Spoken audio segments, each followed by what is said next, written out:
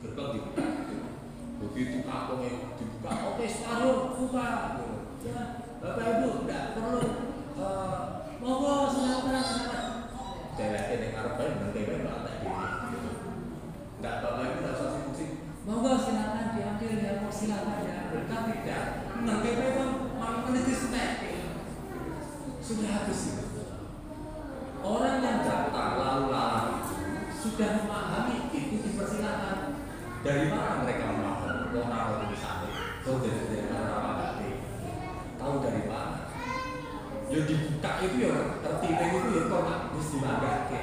Itu dibuka saja. Tidak perlu banyak retorika, cukup dibuka, sediakan di situ lampu padami itu maknanya dipersilakan. Kalau seandainya ada satu rumah gerbang itu ditutup, digembok, lawang itu ditutup, jendela itu ditutup, lampu dipateni, gitu. Itu maknanya jangan rasa susah-susah dodol, lampu dodol, rasa didodol. Itu maknanya itu rasa dilanggar itu sudah bisa dimaklumi. Kita paham terhadap bahasa seperti itu. Nah, ketika Rasulullah Muhammad SAW membahasakan ketika datang bulan suci Ramadan, futihat abwabul jannah, dibukakan pintu-pintu surga. Makna dekat itu betul. Makna jauh adalah kita dipersilahkan untuk mendulang kebaikan sebanyak-banyaknya, dan itu merupakan kesempatan yang Allah Subhanahu wa taala berikan. Kesempatan. Misalnya ini juga pas jajar mau dengan yang haram itu Allah itu rezeki itu kan sudah ayam, bakso, auto, macam-macam ya. Bakso itu undang apa? Lalu terutama kita sahabat gitu. Yang lalu-lalang itu sudah sibuk gitu. Wah, jalur bakso, jalur ini. Ada satu orang nih, saya kira orang yang tinggi, menang protokol. Ini posisi orang posisi menang protokol saya kira ada tadi jalur orang menang protokol gitu. Dilarang itu ketika pas pilih, coba tak jalannya, harus mas nggak sama di protokol. Ya ada persilakan sudah tak protokol. Jadi ketika Allah Subhanahu wa taala memberikan satu kesempatan ketika masuk bulan suci Ramadan, dibukakan pintu surga. Berarti orang-orang itu begitu. Ya ditutup kan cukup gitu. Cukup Mas. Dan Ramadan berat. Kalau Ramadan dulu kayak itu enggak ditutup ya Mas, itu cukup gitu. Jadi malaikatnya cukup gitu. Kesempatan yang terakhir itu terangkum pada kalimat terakhir hadis tersebut, wasul silatis syaitan, atau dalam notasi yang lain sufidatis syaitan, setan-setan itu dibelenggu. Mungkin kita banyak mungkin bertanya, wah itu setan dibelenggu ini kan tetap bisa orang maksiat, seberapa saya ono, saya maksiat dari ono. Lalu bagaimana caranya setan dibelenggu? Mungkin Bapak Ibu bisa membayangkan ketika Rasul bersabda setan dibelenggu, makan belum gitu. Nggak perkara di dunia masih ada fenomena mereka yang bermaksiat kepada Allah Subhanahu wa taala. Contoh misalnya gitu. Contoh mudahnya gitu. Ketika orang terbiasa gitu ya, misalnya terbiasa mengucap kalimat yang baik, misalnya astagfirullah misalnya gitu ya. Misalnya astagfirullah. Kemudian ketika dia dalam satu kondisi misalnya kesandung gitu, tapi biasa mengucap apa? Astagfirullah. Kira-kira begitu kesandung, sing metu apa itu? Astagfirullah. Tapi biasanya itu kalau sing miso gitu. Kesandung sing metu. Sing metu ya karena terbiasanya. Awalnya orang ketika melakukan tindakan-tindakan maksiat kepada Allah Subhanahu wa taala, misalnya itu dia tidak luput misalnya generasi-generasi muda kita mungkin awalnya begitu misalnya nyantri gitu. Teman-temannya mungkin kan juga ya sholat ngaji bareng-bareng begitu. Lalu dia terdorong untuk dia tetap berbuat baik begitu. Lalu begitu selesai modal begitu ya, dia kumpul lagi dengan teman-teman yang kurang baik misalnya seperti itu. Ketika dia melakukan perbuatan yang kurang baik atau misalnya tidak sholat atau apalah begitu macam-macam perbuatan tidak baiknya, dia mungkin awalnya merasa risih, sebab dia tidak terbiasa dengan hal ini awalnya. Yang kedua kali mungkin masih terasa risih, 3 kali, 4 kali, 5 kali, jadi harus ke-20 gitu. Dia sudah tidak lagi merasa risih dengan perbuatan itu. Awalnya ditawari bola, imamnya sempat, lebih boleh di pojok, imamnya sempat. Ditawari bukti, nyicip bisa dari itu, ayo bisa teknik. Terus seperti itu. Setan menggoda kita itu step by step, selangkah demi selangkah. Dalam Al-Quran, ketika Iblis menggoda Nabi Adam alaihissalam, apakah misalnya begitu Allah sudah berfirman kepada Nabi Adam, wala taqrabu hadhihi syajarata fatakuna minadh dhalimin. Jangan dekati pohon ini wahai Adam. Dekati saja jangan didekati. Berarti mendekat saja itu sudah ada lampu kuning, lampu kuning alarmnya nyala. Jangan didekati. Oke, siap. Kemudian datang setan, iblis. Kira-kira bahaya Nabi Adam. Iblis kan soal mendampingi orang Nabi, sentimen di awal. Panggil. Bapak Ibu akan membayangkan kira-kira iblis menggoda Nabi Adam dan tak ajak ini pohon ini. Kira-kira pohon ini enak sekali, pohon ini indah, pohon ini nyaman dan lain sebagainya. Gitu. Pasti Nabi Adam akan menyadari dengan cepat tentang apa yang Allah Subhanahu Wa Taala larang di dalam surga. Tidak boleh mendekati pohon ini. Itu pasti akan muncul dalam pikiran. Tetapi realitanya adalah Allah berfirman, fadallahuma bighurur, dalla yadullu dan mudajjal. Orang dari nimbon dalam Quran surat Yusuf misalnya, saat dalla ketika musafir itu nimbon itu, kemudian munculnya Nabi Yusuf alaihissalam. Saat dalam pakai dalam. Orang nimbo itu kan orang serah di lahir itu kan enggak kan. Nimbo itu biasa. Step begitu. Kita bayangkannya mekanismenya begitu. Nah, ketika iblis menggoda Nabi Adam, Allah berfirman, fa'alika fadallahuma bighurur, menggunakan kata dalla yang artinya sedikit. Iblis itu kayak berarti kan sabar banget ya, gitu. Meskipun tidak langsung, tetapi terus sedikit langkahnya itu pasti, meskipun sedikit itu pasti.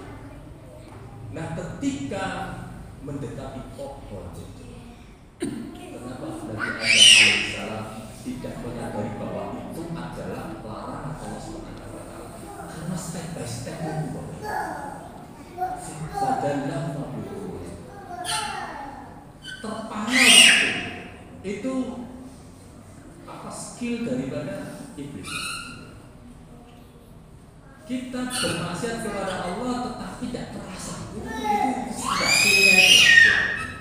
Maka kita diberikan oleh Allah Subhanahu Wa Taala Al-Quran untuk lebih sensitif menyadari, lebih sensitif.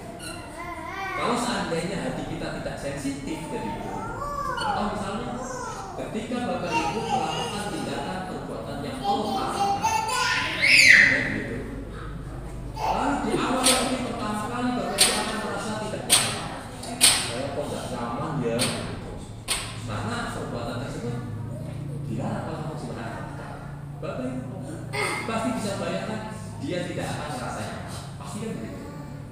Tapi ketika sedikit demi sedikit, tahu-tahu sudah terjerumus begitu dalam, dan mau naik ke atas itu sudah terlalu dalam.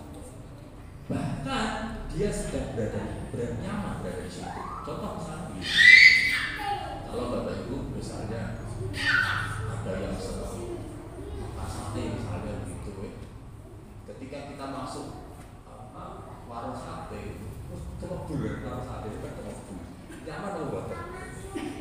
Waduh, itu pertama. Tapi ketika sudah makan sate, makan gulai, asap itu tidak terasa. Pulang ke rumah sama istrinya, berarti mas mabuk sakit. Padahal kita sendiri nggak sadar bahwa kita itu sakit. Kita nggak sadar. Tapi orang lain menyadarinya. Kenapa kita bisa nggak sadar ya bahwa kita itu sudah sakit begitu? Karena sedikit demi sedikit itu skill daripada iblis. Nah, ketika seseorang itu sudah terbiasa dengan tindakan maksiat, setan ini sudah stang, pelaku diri otomatis maksiat diri. Padahal setan itu stang, mau kan begitu otomatis. Tak gudo sing liyane, sing kaya otomatis. Ketika itu sudah pada tingkat dia begitu terbiasa dan dia sudah menikmati perasaan itu. Nah, sekarang kita dihadapkan satu bulan suci Ramadan. Ketika Bapak Ibu mendapati mereka yang berbuat maksiat ketika datang bulan suci Ramadan, itu sudah kelas berat. Jangan dikatakan kelas ringan, itu sudah kelas berat, mesti enjoy aja dia. Misalnya nggak puasa, tewa. Ketika maksiat, Ramadan itu begitu, apalagi tidak Ramadan.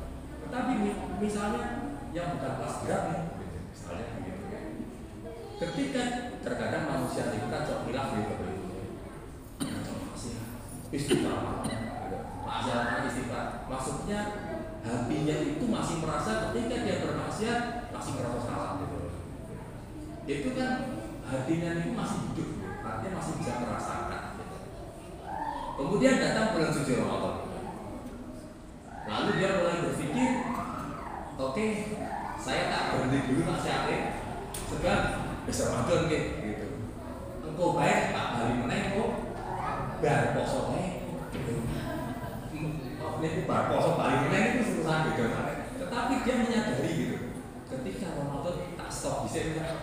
Ayo makan, aku lagi Ramadan, engkau baik aku berfoto gitu, berfoto makan aneh gitu misalnya begitu, makan maksiat aja gitu. Nah ini ada tingkat kesadaran gitu, tingkat kesadaran. Nah itu pada level yang belum kelas berat, tapi naik kelas berat itu sudah tidak lagi menghiraukan. Ini setan itu sekali itu dia sudah otomatis maksiat. Nah sekarang kita mencoba memahami sabda Muhammad SAW, wasul silati syayatin atau wasul fidati syayatin, setan itu dibelah.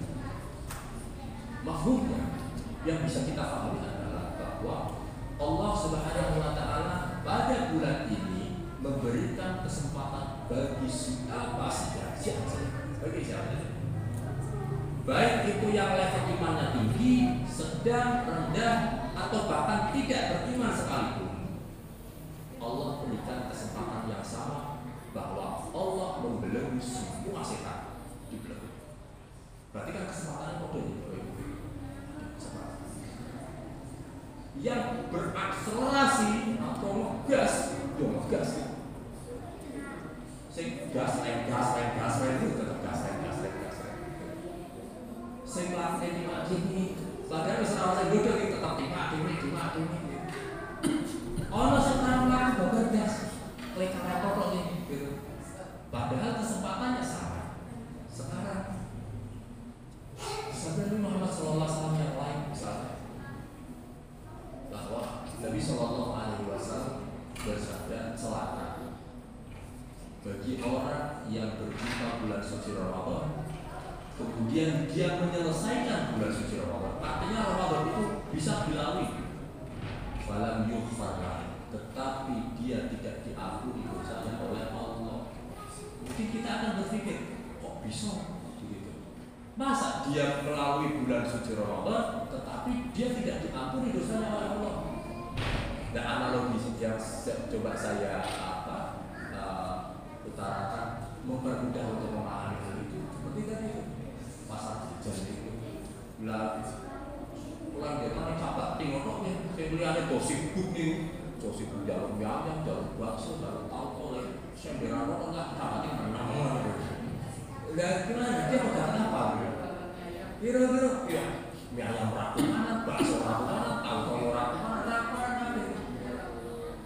padahal kesempatannya sama Bapak Ibu yang berdiri senderan catat ketika kalau sing lalu-lalang kesempatannya sama semuanya silakan ambil selagi masih buka gitu. Ini si orang stoknya cukup monggo silakan. Nek wis entek Ramadane yo tutup.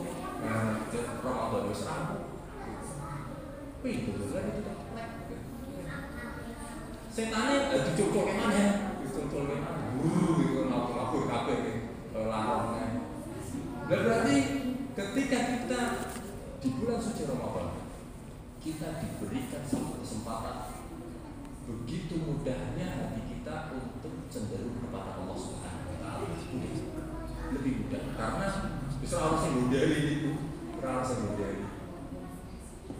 Maka masjid itu usul bundir itu secara pirang-pirang apa? Misalnya kami tahajud usul bundir itu secara pirang-pirang apa? Tapi begitu puasa setengah apa tapi Bapak Ibu kan mesti ngomongnya telat ya tangi nih padahal setengah apa ngomongnya telat tangi itu tanginya telat nih setengah apa kalau biasa setengah apa ini telat atau enggak setengah ini enggak orang waktu kasih bang kasihan orang tunggu meneh setengah apa kasihan tapi ketika Ramadan setengah apa jadi kapan pokoknya siapa apa boleh siapa apa tahu terus gomong-gomong tes gomong penting kabeh kawan padahal siapa maka ketika dimasuki bulan suci Ramadan kenapa kesempatan kita beribadah kepada Allah begitu mudah dia dikur bisa lagi melayu melayu apa yang benar gitu saya tak caca kabeh ya melayu apa gitu kan melayu apa itu model itu melayu saat kencang-kencang berbekalah kebaikan sebanyak-banyaknya wis takpur selama 1 bulan ke setan dibeleng